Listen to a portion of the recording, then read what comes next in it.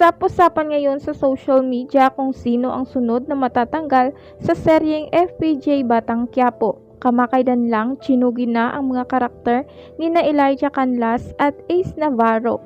May mga balitang lumalabas na di umano bukod kina Elijah at Ace, may isang karakter pa umano ang magpapaalam. Bunsod nito, isang write-up ang inilabas ng Bandera hinggil sa issue. Ayon na rito, si Bubbles umano ang ginagampanan ni Ivana Alawi ang mawawala sa serye. Isa raw sa personal assistant ng isang artista sa Batang Quiapo ang nakausap ng Bandera at kinumpirma ang kumakalat na balitang si Ivana nga ang sunod na mamamaalam sa serye.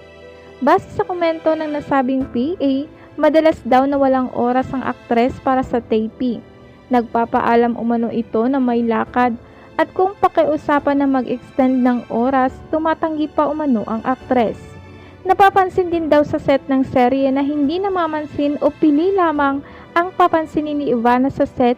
Pag dumarating ito sa taping ay diretso na agad ito sa tent niya o sa standby area at laging nakadutdut sa cellphone.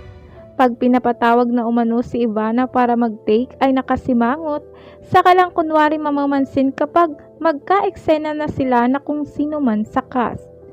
Sa ngayon ay wala pang reaksyon ng aktres na si Ivana Alawi tungkol sa pagkaligwak nito sa serye na Batang Quiapo.